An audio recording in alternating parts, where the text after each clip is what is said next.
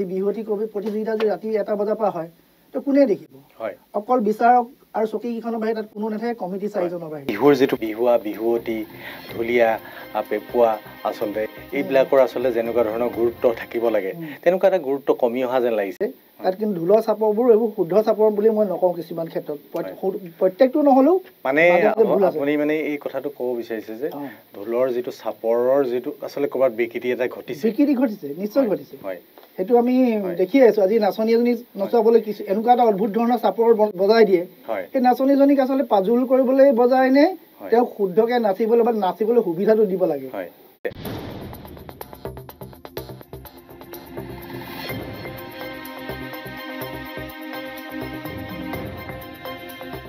অসমাদিত্যৰ সমূহ দৰ্শকক ৰঙালীৰ ওলগ জ্ঞাপন কৰি আমি আজিৰ অন্বেষণৰ অনুষ্ঠান আৰম্ভ কৰিছোঁ আমাৰ সৈতে আছে বিহুৱা ঢোলৰ ওজা বিদেশত তেখেতে অসমৰ ঢোল লৈ অসমৰ সংস্কৃতিক এক নতুন মাত্ৰা প্ৰদান কৰা বৰ বিহুৱা ৰুবুল দত্ত ডাঙৰীয়া আমি তেখেতক স্বাগতম জনাইছোঁ আমাৰ বিহুৱা ওজা ৰুবুল দত্ত ডাঙৰীয়াৰ শিষ্য আমাৰ এই অনুষ্ঠানটোৰ সৈতে সংযুক্ত হৈ আছে তেওঁলোক কেইগৰাকী হৈছে ৰাজশ্ৰী দত্ত আৰাধ্যা দত্ত চন্দ্ৰমল্লিকা বৰুৱা দীনাশ্ৰী দত্ত মই আমাৰ অসমাদিত্যৰ ষ্টুডিঅ'লৈ স্বাগতম জনাইছোঁ আমি আজি তেখেতৰ সৈতে বহুখিনি কথা পাতিম বিহু সংস্কৃতিৰ কথা পাতিম ঢোলৰ কথা পাতিম বৰ্তমান আৰু তাহানিৰ বিহু বহুখিনি কথা পাতিব লগা আছে ৰাইজকো জনাব লগা আছে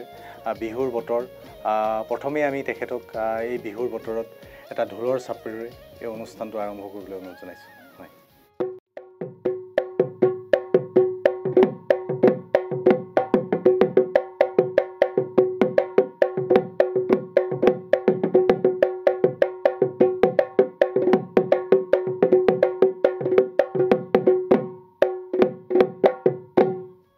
আপোনাৰ এই যে ঢোলৰ যিটো পৰিক্ৰমা আপোনাৰ মানে সৰুৰ পৰা আজিলৈকে এই পৰিক্ৰমাটোৰ কথা অলপ ক'ব নেকি ঢোল মানে মই একদম সৰুৰ পৰাই খুব আগ্ৰহী আছিলোঁ ঢোলত আমাৰ ল'ৰা ছোৱালী 4জন আছিলে বা 2জনী পূজাত সকলোৱে কাপোৰ ল'বলৈ বিচাৰে মই বোলে ঢোলেই বিচাৰোঁ বুলি কয় মাহঁতে আগতে য'ত গ'লে ঢোল এটা লাগে বুলিয়ে কওঁ তাৰমানে তাৰপৰা মায়ে আগতে সৰু সৰু মানে আমুল স্প্ৰে টিং দি পেলাই বনাই দিয়ে আৰু আমুল স্প্ৰে টিং আছিলে ঢোল বনাই দিয়ে অলপ দেৰি পিছতে ফাটি থাকে তেনেকৈ 6 বছৰমান বয়সত তাৰমানে মই ঢোল বজাব পাৰিছোঁ আৰু তেতিয়া আমাৰ হুঁচৰি এযোৰ আছিলে ঢোল মাত্ৰ 2টাই দলত তো আমি সৰু যদি ঢোলটো বজাব পাৰোঁ সেইটো কাৰণে আমাক সেই চোতালত থকা সময়খিনি বজাব দিয়ে তাৰপিছত চুব নিদিয়ে আৰু তাৰপৰা তেনেকৈ বজাই নিজববীয়াকৈ ঢোলটো মই ক্লাছ 7 মানত লৈছোঁ জামুগুৰিৰ পৰা আমাৰ আচলতে অৰিজিনেল ঘৰ জামুগুৰিত দেউতাৰ ঘৰ তাৰপৰা দাদাই আনি দিছিলে আমাৰ বৰ্তা ল'ৰাজনে সেই ঢোলটো এতিয়া বৰ্তমান মোৰ সৰু ছোৱালীজনীয়ে বজাই আছে তাই ঢোল বজায় তো তেনেকৈ বজাই পিছত এইটোৰ প্ৰতি এনেকুৱা আগ্ৰহ হ'ল তো আজিৰ দিনলৈকে সেই সংস্কৃতিৰ লগতে জড়িত হৈ এতিয়া বৰ্তমান যেনেকৈ ঢোলৰ প্ৰশিক্ষণ দি আছোঁ ঢোলৰ স্কুল আছে সেইদৰে চলি আছে আৰু এতিয়া বৰ্তমানলৈকে হয় এটা কথা আপুনি জানি যেতিয়া ৰাছিয়াত আপোনাৰ মঘাই ওজা গৈছিলে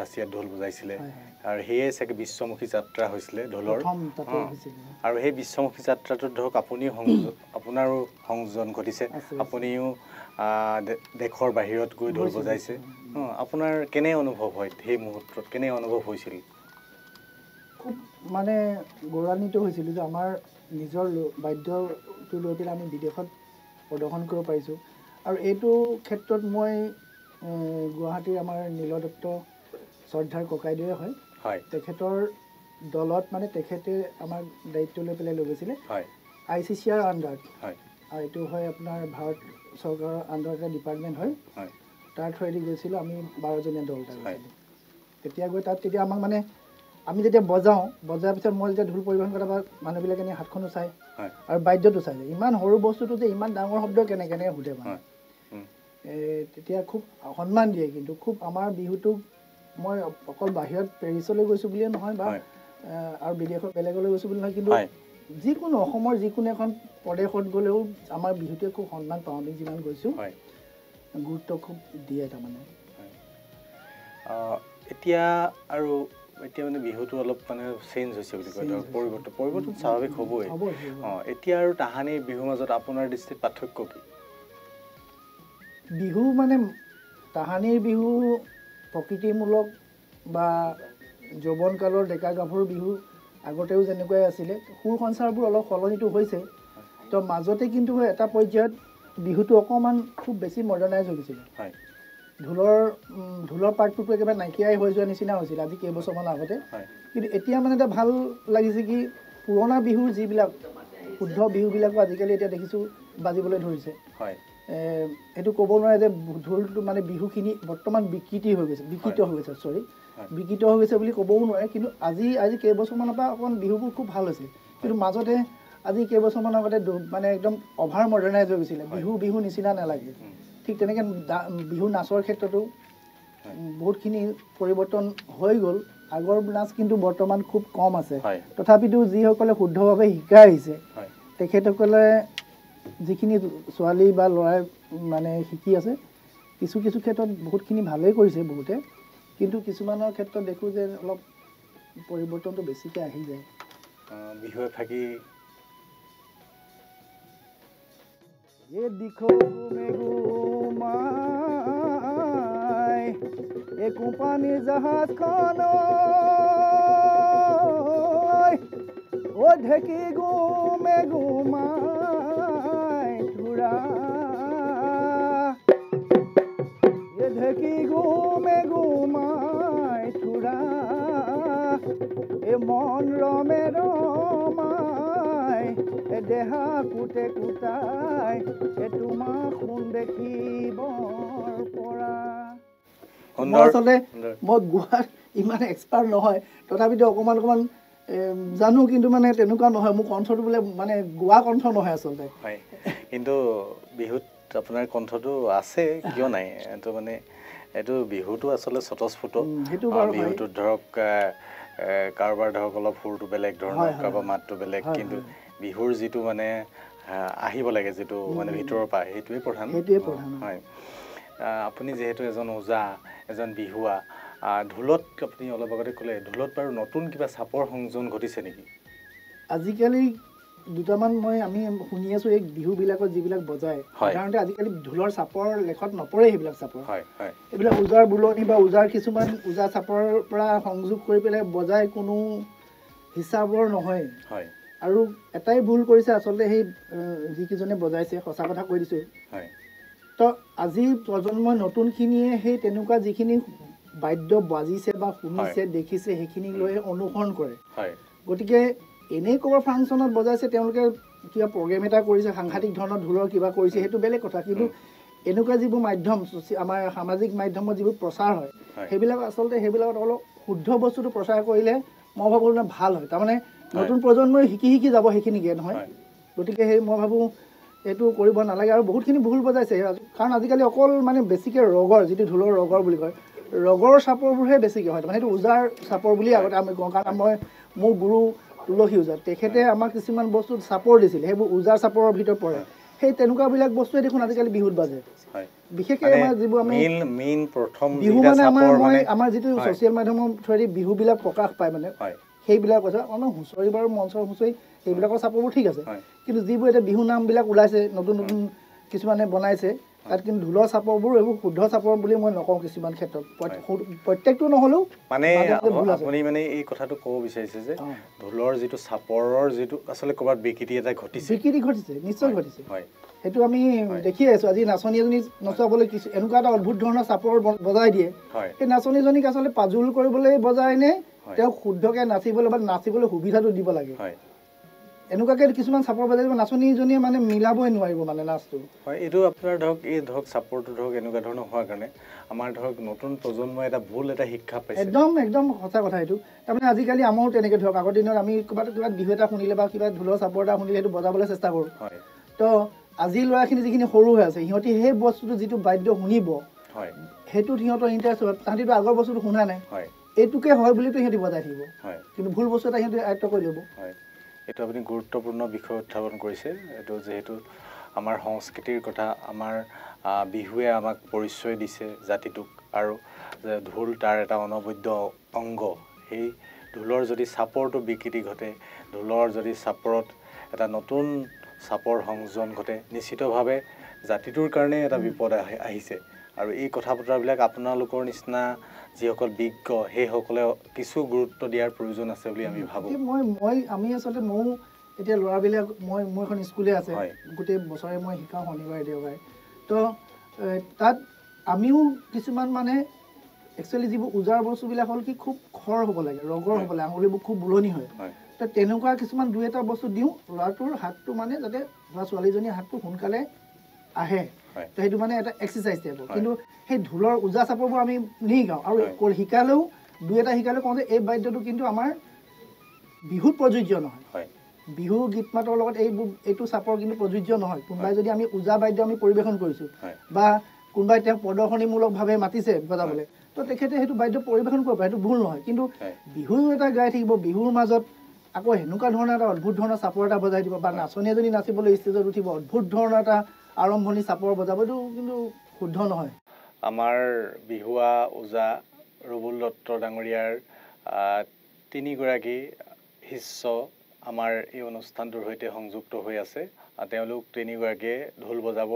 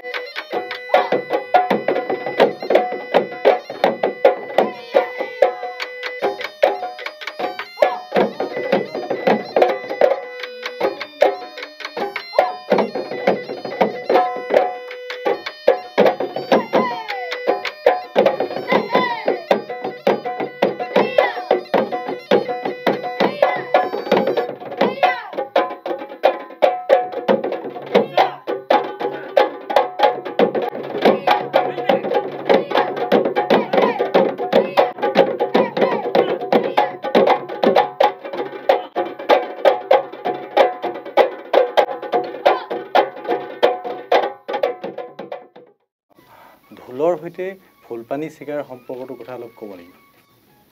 মই জনামতে ৰজাৰ দিনা আমাৰ আহোম ৰজা স্বৰ্গদেউসকলৰ দিনৰ পৰাই ফুলপানী চিগাত এটা ঢোলৰ শিল্প মানে স্থাপন কৰিছিলে, যিখিনি মানে প্ৰায় অসমীয়া মানুহে তাত কৰিছিলে বুলি মই জানো। তো ফুলপানী চিগাৰ ওচৰতে জামুগুৰি আছে। জামুগুৰি আচলতে প্ৰথমতে মই যেতিয়াৰ পৰা জানো, জামুগুৰি মানে অসমৰ ভিতৰতে খুব ঢোলৰ ভাল বনাই বুলি মানে জানিছিলোঁ। তো তেনেকৈ আমাৰ দেউতাৰ ঘৰ যিহেতু জাজিত, দেউতাহঁতৰ মুখতো শুনো, বা প্ৰথমে সেইদৰে মানে মোৰ ঢোলটো যিটো আনি দিছিলে সেই ঢোলটো মোক সেই জামুগুৰিৰ পৰা আনিছিল। আৰু জামুগুৰি হাটৰ ওচৰতে ফুলপানী চিগা, প্ৰথমে ফুলপানী চিগাতে আগৰ দিনত ঢোলৰ চাপৰ মাৰিছিলে বা বিহু খোলা আৰম্ভ হৈছিলে তেনেকুৱা ধৰণৰ। আৰু সেই শিল্পটো মানে আজিলৈকে মানে ঢোলৰ যিটো বনোৱা, ঢোলৰ মুচিয়াৰ যিটো ঢোল বাদ্য বনাই ফুলপানী চিগাত আজিৰ দিনতো আছে। আৰু সেইটো খুব উন্নত মানদণ্ডৰ বুলি মই শুনো, কিন্তু মই আজিলৈকে চাৱনি কৰিবলৈ যোৱা নাই বা ঢোল বনাব যোৱা নাই, কিন্তু মই শুনিছোঁ যে সেইটো খুব ভাল মানে কোৱালিটিত বনাই মানে। অসমৰ প্ৰথমটো ঢোলৰ চাপৰ আচলতে ফুলপানী চিগাত পৰিছিলে। হয়, এইটো অত্যন্ত গুৰুত্বপূৰ্ণ কথা। বিহুটো আচলতে গছতলত আছিলে। বিহুটো গছতলৰ পৰা আহিলে স্বৰ্গদেউ বাটচৰালৈ, স্বৰ্গদেউ বাটচৰাৰ পৰা আহিলে চোতাললৈ, চোতালৰ পৰা আহিলে আপোনাৰ মঞ্চলৈ, মঞ্চত আপোনাৰ ৰাধা গোবিন্দ বৰুৱাই প্ৰতিষ্ঠা কৰিছিলে। ইয়াৰ পৰৱৰ্তী সময়ত আজিৰ তাৰিখত বিহু ডিজিটেল মিডিয়াত এই যে বিহুৰ যিটো সুদীৰ্ঘ যিটো পৰিক্ৰমা, এই পৰিক্ৰমাটোত ধৰক বহুখিনি পৰিৱৰ্তন হৈছে। ইয়াতে ক'ৰবাত বিহুৰ স্বকীয়তাত কিবা আঘাত হৈছে নেকি? আপুনি ভাবে নেকি কিবা স্বকীয়তাত আঘাত হৈছে বুলি? এতিয়া চব প্ৰথমতে গছ তলতে বিহু মাৰিছিলে বা ছোৱালীয়ে সুকীয়াকৈ মাৰিছিলে, ল'ৰাই সুকীয়াকৈ মাৰিছিলে। কাৰণ তেতিয়া এনেকুৱা নাছিলে নেকি, মোৰ হিচাপত মই মানে মোৰ নিজৰ প্ৰকাশ কৰা মতে কৈছোঁ, তো এনেকুৱা এখন মঞ্চ সাজি দিবলৈ বা কিবা হেৰি কৰিবলৈ হয়তো তেনেকুৱা ব্যৱস্থাও নাছিলে। আৰু এইটো মানে তেনেকুৱা নাছিলে বিহুটো যে সমজুৱাকৈ চবৰ আগতে ল'ৰা ডেকা গাভৰুৱে নাচিব, আৰু গাভৰু বিহুটোতো সদায় সেই লুকাই পেলাই জংঘলতে মাৰিছিলে। তো মঞ্চখন লাহে লাহে আহি পেলাই আমাৰ স্বৰ্গদেউ সকলৰ দিনত স্বৰ্গদেউ ৰুদ্ৰসিংহ আছিলে নেকি, তেখেতে আমাৰ ৰংঘৰ বাকৰিলৈ লৈ আহিলে। ৰংঘৰ বাকৰিটো আচলতে আমাৰ প্ৰথম মঞ্চ বুলি ক'ব লাগিব। মঞ্চৰ পৰা গৈ আজি মঞ্চটো আহি বিহু পালেহি। পৰিৱৰ্তনটো হ'বই, যুগৰ পৰিৱৰ্তন, বস্তুবিলাকৰ গঠনৰ পৰিৱৰ্তন। আগৰ ঢোলবিলাকৰ লগত আজি ঢোলবিলাকৰ নিমিলে, তাৰ গঠনটোৱে চেঞ্জ হৈ গৈছে। তো অলপটো পৰিৱৰ্তন আহিব, কিন্তু বিকৃত হ'বতো নালাগে। আৰু বিকৃত যোনে কিছুমানে হয়তো কিছুমান নজনাৰ ক্ষেত্ৰত বিকৃত হৈছে, কিন্তু সেই যিটো মানে পৰ্যায়ক্ৰমে আহি আছে বস্তুটো, মই ভাবোঁ ইমান তেনেকুৱা হেৰি হোৱা নাই।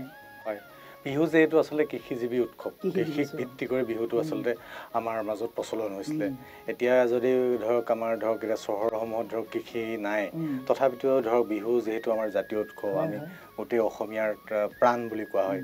আমি অসমীয়া ধৰক বিহুটো লৈ যাব লাগে, আগবঢ়াই নিব লাগে। কিন্তু আমি মঞ্চ বিহুসমূহত ধৰক আজি এটা কথা উপলব্ধি কৰোঁ, মানে এটা কথা দেখিছোঁ, সেইটো আপুনি কেনেদৰে উপলব্ধি কৰে সেইখিনি আছোঁ জানিব বিচাৰিছোঁ। মঞ্চ বিহুসমূহত ধৰক বিহুৱা, বিহুৱতী, ঢুলীয়া, পেঁপুৱা, আচলতে এইবিলাকৰ আচলতে যেনেকুৱা ধৰণৰ গুৰুত্ব থাকিব লাগে, তেনেকুৱা এটা গুৰুত্ব কমি অহা যেন লাগিছে। নিশাৰ আচলতে গায়কজনলৈ যেন চবেই আচলতে গুৰুত্ব সহকাৰে ৰৈ থাকে, আৰু আয়োজকসকলেও তেনেকুৱা এটা মানে যিটো মানে প্ৰস্তুতি তেনেকুৱা লাগে। বহু সময়ত কিছুমান ঠাইত দেখোঁ যে বিহু মঞ্চত দিনটো বিহু মঞ্চখনত এটা প্ৰতিযোগিতাও অনুষ্ঠিত নহয়, নিশালৈ কেৱল এজন বা দুজন গায়ক আনি গোটেই মানে অনুষ্ঠানটো কৰি পেলোৱা হয়। এই দিশটোৱে বাৰু আমাৰ বিহুটোৰ যিটো মানে আমাৰ মানে আচলতে নতুন প্ৰজন্মক আমি যি বিহু আচলতে দেখুৱাব লাগে, সেই বিহুটো আচলতে আমি দেখুৱাব পৰা নাই নেকি? একদম আপুনি এইটো সত্য কথাই কৈছে। মানে এইটো বৰ দুখ লগা কথা আচলতে। আজি এটা বিহু দলত ধৰক আপোনাৰ 20জনলৈকে সদস্য থাকে। তো সেই সদস্যখিনি যাবলৈ এখন বাছ লাগিব। আজিৰ দিনত এখন বাছ ভাড়া কৰি ইমানখিনি সদস্যৰ খৰচ এটা থাকে। তো আজি বিহু মঞ্চ এখনত সেই অকণমান মাননি এটা দিবলৈ খুব টান পায়। কিন্তু আজি লাখ লাখ টকা দি এজন গায়কক মাতিব, 2 ঘণ্টা 3 ঘণ্টা গাই তেওঁ গুচি যায়। আৰু সেইটো কাৰণে কিছুমান ক্ষেত্ৰত আমাৰ বিহুটো বহুতে নজনা হৈছে। কাৰণ সৰু সৰু ল'ৰাবোৰে সেই মঞ্চত অকল আজিৰ ডেটতো কিছুমান ক্ষেত্ৰত হৈছে, হুঁচৰি কম্পিটিশ্যন পাতিছে বা বিহুৱতীটো বাৰু আগৰ পৰা চলিছে। তো যোনখিনিয়ে দেখিছে, আৰু দেখিবলৈ মানে সুবিধাই নাই। যিটো আজি আমাৰ কমিটিবিলাক দেখিছোঁ, বিহু কমিটিবিলাকৰ দিনটো একোৱেই নাই। ৰাতি 12টা বজাৰ পৰা বিহুৱতী আৰম্ভ হ'ব, ৰাতি 3টা বজাৰ পৰা হুঁচৰি আৰম্ভ হ'ব। সেইটো মানে একেবাৰে খুব দুখজনক কথা। আৰু আমাৰ বিহুৱা বিহুৱতীসকলে যিমান কষ্ট কৰি তেওঁলোকে নিজৰ প্ৰতিভা প্ৰকাশ কৰিবলৈ যায়, তাত কিন্তু আমাৰ বিহু কমিটিসকলে খুব গুৰুত্বটো মই কম যেন দেখোঁ। কাৰণ মই নিজে, মোৰ দল আছে বা আমি নিজে এইবোৰ মঞ্চত প্ৰদৰ্শনো কৰি থাকোঁ। তেতিয়া আমি কিছুমান কথা গম পাওঁ যে কিছুমানে গুৰুত্বটো মানে আমাৰ বিহু গুৰুত্বটোতকৈ এজন গায়কৰ গুৰুত্বটো বহুত বেছি হয়। দিয়ক, তেওঁকো গুৰুত্ব দিয়ক। মই কওঁ যে আমাৰ যিহেতু অসমীয়া বা আমাৰ যিখিনি শিল্পী আছে তেখেতসকলৰ গুৰুত্বটো কেতিয়াও কমিব নালাগে। কিন্তু তেওঁলোকৰ তুলনাত বিহুৰ যিবিলাক দল আছে বা বিহু মানে শিল্পী আছে, তেখেতসকলক একেবাৰে নগণ্য হিচাপতো ভাবিব নালাগে। সেইটো কিন্তু বৰ দুখজনক কথা। মই অলপ মানে সেইটো কথা চিন্তা কৰোঁ কেতিয়াবা। এই কমিটিবিলাককো মই কওঁ, আৰু কিছুমান প্ৰতিযোগিতা পাতিব লাগে। আজি বিহুৱতী প্ৰতিযোগিতা যদি ৰাতি 1টা বজাৰ পৰা হয়, তো কোনে দেখিব? অকল বিচাৰক আৰু চকীকেইখনৰ বাহিৰে তাত কোনো নাথাকে, কমিটি 4জনৰ বাহিৰে। বাকী তেওঁলোকৰ প্ৰতিভাটো অকল তেওঁলোকে প্ৰাইজ মানি পালে, পইচা পালে বুলিয়েতো সেইটো নহয় ন। নিজৰ প্ৰতিভা বিকাশ কৰিবলৈ এখন আমাক দৰ্শক লাগিব, তেতিয়াহে গম পাব। তো সেইটো এটা কমিটিসকলক মানে মই অনুৰোধ কৰিছোঁ যে তেনেকুৱা ধৰণে নাহে, যাতে গোটেই দিনটো যেতিয়া পৰিয়ে থাকে মঞ্চখন, তো দিনৰ পৰাই কিছুমান প্ৰতিযোগিতা আৰম্ভ কৰিব লাগে। আমি কিন্তু আগতে যেতিয়া কম্পিটিশ্যন কৰিছিলোঁ, আমি দিনৰ পৰাই কৰিছিলোঁ। আজিকালি বিহুবোৰ কিন্তু দিনত একোৱেই নহয়, ৰাতি একদম এডোখৰৰ পৰা আৰম্ভ হয়, ৰাতিপুৱালৈকে হ'ব। হয়, নিশাৰ গায়কজনতকৈ বিহুৱা বিহুৱতীসকলৰ গুৰুত্ব বেছি নহয় জানো বিহু এখন বিহু মঞ্চত? নিশ্চয় হ'ব লাগে, বহুতখিনি গুৰুত্ব হ'ব লাগে। কাৰণ গোটেই বিহুখনৰ পৰিচালনাটো বিহু দলটো বা বিহুৱতীজনী বা বিহু নাচনী, সৰু নাচনীজনী, ঢুলীয়াটো, পেঁপুৱাটো, তেওঁলোকৰ ওপৰতে গিজগিজাই থাকিব লাগে বিহুখন।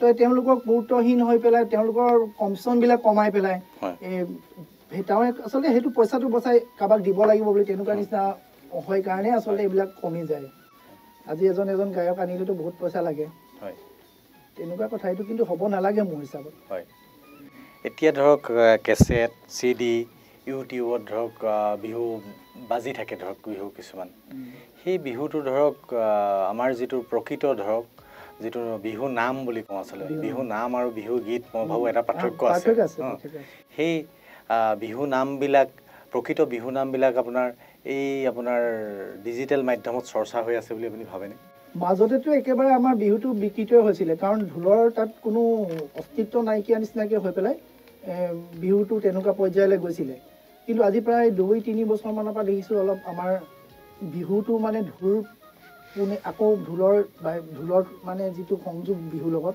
সেইটো সম্পূৰ্ণৰূপে হৈছে সেইটো খুব ভাল কথা আমি যেতিয়া ঢোল বজাই আছিলোঁ বা আমি কেছেটতো পৰিৱেশন কৰিলোঁ তেতিয়া অকল ঢোল পেঁপা তাল খুব বেছি আমাৰ কীবৰ্ডখন মানে অকণমান এটা বেছটো দিবৰ কাৰণে কীবৰ্ডখন ধৰি থাকে বা তাত কোনো মিউজিক প্লে নকৰাকৈ তো মাজতেতো সেই বস্তুটো একেবাৰে নাইকিয়া গ'ল ড্ৰামতে ঢোল বিহু বাজে তো গোটেইখিনি ইমান একদম ফুল মডাৰ্ণাইজ হ'ল কিন্তু এতিয়া লাহেকৈ মই যি দেখিছোঁ সেই বিকৃতটো নাইকিয়া হৈ পেলাই এতিয়া লাহেকৈ আকৌ আমাৰ পুৰণা বস্তু পুৰণা বিহু নামবোৰ কিন্তু শুনিবলৈ পাইছোঁ সেইটো কিন্তু খুব ভাল লক্ষণ যে আমাৰ সেই পুৰণা বিহু পুৰণা ঢোলটো আকৌ বাজিব ধৰিছে বিহুবিলাকত সেইটো খুব লক্ষণটো ভাল হৈছে এতিয়া আকৌ ভৱিষ্যতলৈ বা কি হয় এইটোতো নাজানো আৰু তেনেকুৱা ধৰি ৰাখিব পৰা মানুহো লাগিব আৰু সেইবিলাক যাতে আজিকালিতো কোনো এইটো নকৰিব বুলি কোনো নেমানে সেইটো আচলতে তেনেকৈ নকৰিব নাপায় কৰিবলৈ বা এইটো নিয়ম নহয় সেনেকৈ কৰি থাকিলে নহ'ব শিকাব লাগিব আচলতে জেগালৈ চবকে শিকাব লাগিব যিসকল অভিজ্ঞ আছে তেওঁলোকে অকল নিয়ম মানি থাকিলেও নহ'ব এই নিয়ম বন্ধাতকৈ যদি আজি তেওঁলোকে এনেকুৱা এটা কাম কৰিব লাগে যে প্ৰত্যেকখন অসমৰ জিলালৈকে তেওঁলোকে কোনোবা পঠিয়াওক যে এই শুদ্ধ বস্তুটো দেখাওক তেতিয়াওতো শিকিবলৈ যাব কোনোবা তো এনেইতো আৰু পিছফালৰ পৰা কিছুমানে কৈ থাকে যে এইটো কৰিব নালাগে এইটো আমুক হৈছে তামুক হৈছে তো নজনা বস্তুটো এটা নজনাভাগে থাকি যাব চবেই দেখুৱাই দিলেহে শিকিব বিকৃতটোৰ মাজত বহুতখিনি হৈছিল কিন্তু বৰ্তমান মই দেখিছোঁ অলপ ভাল কিছুমানতো একেবাৰে শুনিব নোৱাৰি মানে সেইসকলক একচুৱেলি মানে বেলেগ ধৰণে মানে এই জগতখনৰ পৰা আঁতৰাই পঠিয়াব লাগে মানে আমাৰ সংগীত জগতখনৰ পৰা ইমানেই অভদ্ৰ কিছুমান বিহু গায় সেইটো আচলতে নহয় সেনেকুৱা কৰিব নালাগে আচলতে গুৰুত্বপূৰ্ণ কথা উত্থাপন কৰিছে আপুনি হয় ঘূৰি আহিছে ঢোলৰ সেই মাতটো পুনৰ আৰু আজি মই আৰু এটা মই লক্ষ্য কৰিছোঁ আপোনাৰ ধৰক বহুত ষ্টুডেণ্ট আছে আপুনি নিশ্চয় গম পায় যে নতুন প্ৰজন্মই যে ঢোলৰ প্ৰতি বা বিহুৰ প্ৰতি যে চৰ্চা কৰিবলৈ আৰম্ভ কৰিছে সেইটো আপুনি দেখিছে আৰু নিজেই তাত জড়িত হৈ আছে যে এই নতুন প্ৰজন্মক ধৰক এতিয়া বহু সময়ত ধৰক আমি ধৰক নতুন প্ৰজন্মক সঠিক আচলতে বিহুটো আপুনি ধৰক সঠিক ঢোলটো কেনেকৈ বজায় সেইটো দেখুৱাব লাগিব বিহু নামখিনি কি আছিলে সেই কথাখিনি দেখুৱাব লাগিব সেই কথাখিনি যদি আমি যদি শুদ্ধ ৰূপত যদি তেওঁলোকৰ হাতত তুলি নধৰোঁ নিশ্চিতভাৱে আমাৰ সেই সংস্কৃতিৰ ক'ৰবাত নহয় ক'ৰবাততো এটা স্বকীয়তাত আঘাত আহিব নিশ্চয় আৰু এগৰাকী শিষ্য আছে তেওঁ বিহু নাম পৰিৱেশন কৰিব এই ঢোলৰ সৈতে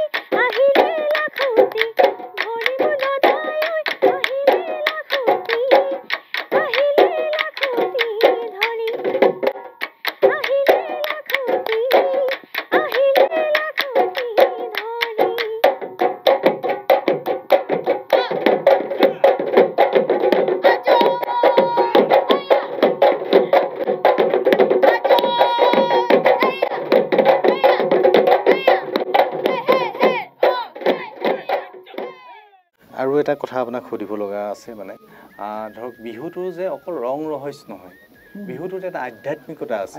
হয়, এই যে বিহুৰ যিটো আধ্যাত্মিকতা আপোনাৰ দৃষ্টিত কেনেকুৱা? আধ্যাত্মিকতাটো থাকিবই, কাৰণ আমাৰ এতিয়া চোতালৰ হুঁচৰি যোৱা প্ৰথম জোৰতেই ধৰক যেনেকৈ কৃষ্ণ জয় হৰি বোলা জয় ৰাম বোলা আৰম্ভ কৰে, তাৰপিছত গোটেই আধ্যাত্মিকতাৰ ঘোষাষাৰো গায় কিছুমানে, কিছুমান বতৰক লৈও হুঁচৰি ঘোষাষাৰ হয়। তো তেনেকুৱা বস্তুটো আৰম্ভ কৰি আকৌ এতিয়া আমাৰ হুঁচৰিৰ সামৰণিত আকৌ আশীৰ্বাদটো জয় হৰি বোলা ৰাম বোলা কৈ যিখিনি আছে সেইটো আমাৰ গোটেইখিনি আধ্যাত্মিকৰ হেৰিতে আছে। আৰু এইটো যেনেকৈ আমাৰ এতিয়া হুঁচৰি আৰম্ভ কৰিলে প্ৰথম নামঘৰতে গৈ সেৱা ভাগ লৈ হুঁচৰি যোৱা আৰম্ভ কৰে, গাঁৱৰ মুখীয়াল এজনৰ ঘৰত গৈ গায়। এতিয়াতো আমাৰ ইয়াত আৰু তেনেকুৱা নাই যদিও আমাৰ ঘৰত বা আমি এতিয়া যিটো হুঁচৰি কৰোঁ প্ৰথমতে আমাৰ ঘৰলৈকে গুৰু ঘৰলৈকে আহোঁ বুলি আশীৰ্বাদ লৈ পেলাই তেনেকৈ কৰে আৰু। তো এই আধ্যাত্মিকতাটো একদম আছেই, বিহুৰ লগত জড়িত আছে, সম্পূৰ্ণভাৱে আধ্যাত্মিক থাকিবই লাগিব। বিহুৰ সৈতে আধ্যাত্মিকতা আছে, এই কথাটো সকলোৱে জানিব লাগিব। ঢোলটোৱে আমাৰ হ'ল দেৱবাদ্য বুলি আমি সেৱা কৰি পেলাই, ঢোলটো যিহেতু আমাৰ দেৱবাদ্য বুলি স্বীকৃতি যিটো পাইছে, গতিকে সেইটো আধ্যাত্মিকতা থাকিবই লাগিব। কাৰণ শিৱৰ বাদ্য বুলি মানে আমি শিৱৰ বুলিয়ে প্ৰণাম কৰি পেলাই ঢোল লওঁ, কান্ধত লওঁ। আমাৰ গুৰুৱে তেনেকৈ শিকাইছিলে যে এইটো বাদ্যটো শিৱ বুলিয়ে আমি মানি পেলাই আমি বজাওঁ, তাৰমানে সেৱা কৰি সেইটো কাৰণে বজাওঁ দেৱবাদ্য বুলি। বিহুৰ সৈতে আমাৰ প্ৰতিটো ক্ষেত্ৰতে আচলতে আধ্যাত্মিকতা আছে। আমাৰ বিহুটো ধৰক কেৱল ৰং ৰহস্য নহয়, আমি ধৰক কেতিয়া আমি গৰু বিহু, মানুহ বিহু, গৰু বিহুৰ দিনাখন আমাৰ কিছুমান আধ্যাত্মিকতাৰ সৈতে জড়িত কিছুমান ৰীতি নীতি আছে। মানুহ বিহুৰ দিনাখন আছে, গোঁসাই বিহুৰ দিনাখন আমাৰ এনেকুৱা ৰীতি নীতি আছে। এই কথাবোৰ আচলতে আমি মাধ্যমেৰে যায়। গৰু বিহুৰ দিনাখন গৰুক হালধি মাহেৰে গা ধুৱালে গৰু চাকত পৰা যদি আমি মাৰো তাৰ বেমাৰ আজাৰৰ পৰা মুক্ত হয় বুলি আছে। তাৰ মানুহ বিহুৰ দিনাখন যেনেকৈ আমি হালধি মাহ সানি গা ধুওঁ, আমাৰ বসন্ত ৰোগ বা কিছুমান আমাৰ যিখিনি শুনি অহা মতে তেনেকুৱা ধৰণৰ কিছুমান নাইকিয়া হৈ যায় বুলি কোৱা হয়। জ্যেষ্ঠজনক সেৱা কৰা সেইটো ভাল লাগিছে গোটেই কথাখিনি আপুনি ইমান সুন্দৰকৈ কৈছে। আৰু এটা কথা জানিব মন যায় আমাৰ যে এজন আচলতে ঢুলীয়া এই কোনখিনি দিশ আহৰণ কৰাৰ পাছত তেওঁ ওজালৈ আচলতে ৰূপান্তৰিত হয়, ওজালৈ উন্নীত হয়।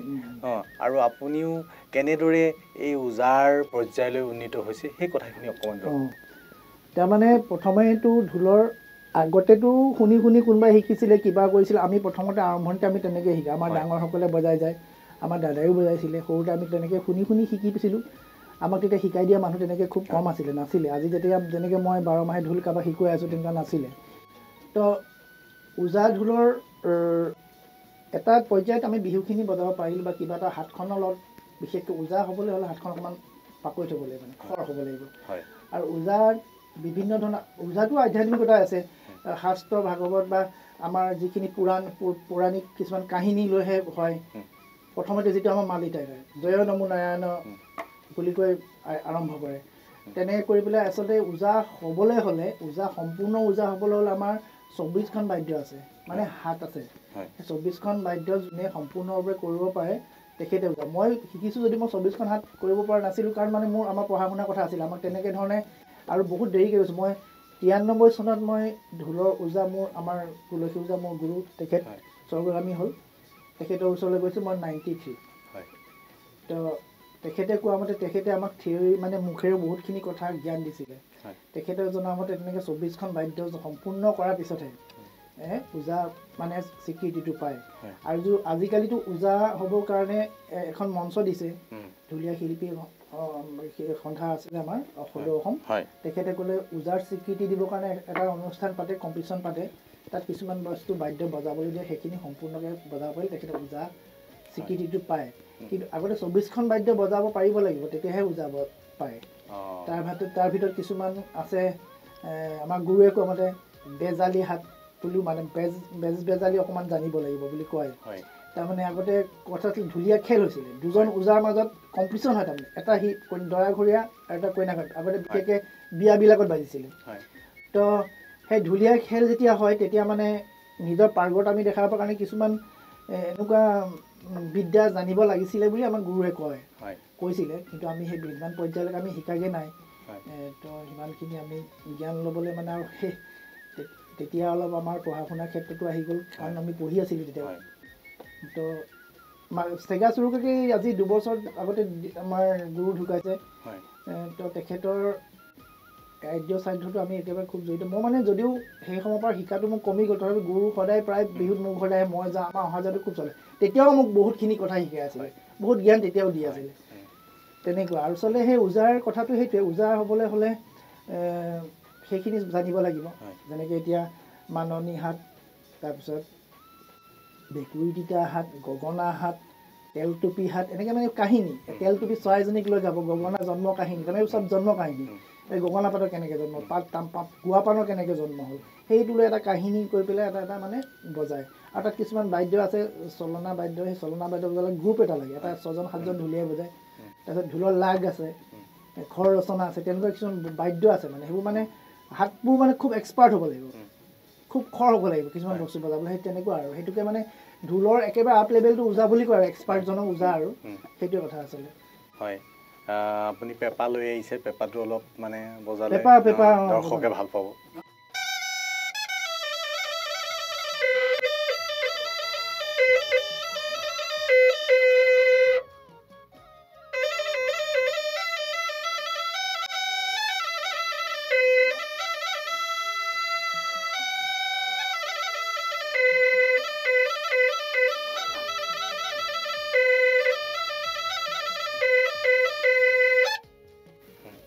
সুন্দৰ আৰু এটা কথা সুধিব লগা আছে আমাৰ ধৰক মানে বিহু বুলি ক'লে ধৰক হুঁচৰি জেং বিহু আৰু মুকলি বিহু আগতে আছিলে তো আজিকালি নতুনকৈ এটা সংযোজন হৈছে বিহু হুঁচৰি এইটো মানে আচলতে সেইটো কিবা এনেই উপৰুৱা শব্দ বুলিয়ে ক'ব লাগিব আচলতে তাৰমানে সেই বস্তুটো বিহু হুঁচৰি বুলি নহয় হুঁচৰি বুলি আগতে আমি মাৰিছিলোঁ আগতে হুঁচৰি এতিয়া মানে এনেকুৱা এটা হুঁচৰি অকলে হুঁচৰি মৰাজনক লঠঙা বুলি কয় লঠঙা বুলি নামাকৰণ হৈছে কিন্তু আমি তেনেকৈ জনা নাছিলোঁ কিন্তু আমি হুঁচৰি বুলিয়ে জানো হুঁচৰি তেতিয়া আমাৰ ছোৱালী নেনাচিছিলে আমাৰ লগৰ কোনোবা বা আমাকে সৰু নাচনী সাজি পেলাই ছোৱালীয়ে নাচি সাজি লয় কেতিয়াবা ছোৱালী নাচনী সাজিয়ে নাচে তেনেকুৱা আছিলে কিন্তু এতিয়া সেই বিহু হুঁচৰিটো মানে সংযোজন নতুনকৈহে হৈছে এই বস্তুটো আগতে বিহু হুঁচৰি বুলি আমি 3 বিধে জানো হুঁচৰি জেং বিহু আৰু মুকলি বিহুত ছোৱালীয়ে নাচে হুঁচৰিত ছোৱালীয়ে নেনাচে সেই তেনেকৈহে জানিছিলোঁ আৰু জেং বিহুটো সম্পূৰ্ণ ছোৱালী বিহু সেই বুলি জানিছিলোঁ এতিয়া আকৌ সেই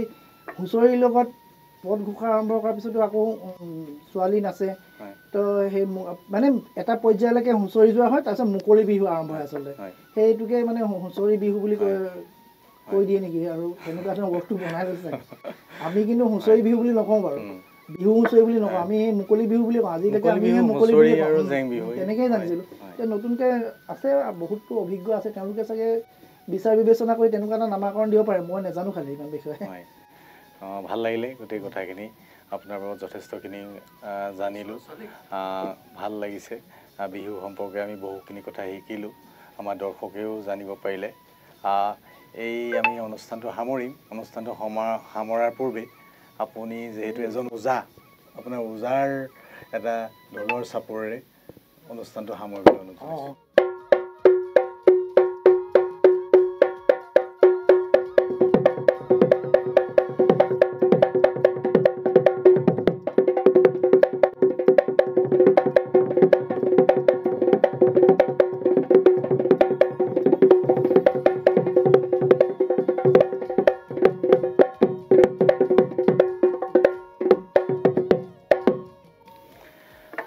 অতি সুন্দৰ ভাল লাগিলে যথেষ্ট সুন্দৰ বিহুৱে আচলতে ঐক্য আৰু সম্প্ৰীতিৰ কথা কয় সমন্বয়ৰ কথা কয় বিহুৱে জাতিটোক এক কৰাৰ কথা কয় আজিৰ এই অনুষ্ঠানটোত আপুনি আহি আমাক সহযোগ কৰাৰ বাবে আপোনাক ধন্যবাদ জ্ঞাপন কৰাৰ লগতে আমি এই অনুষ্ঠানটো ইমানতে সামৰণি মাৰিছোঁ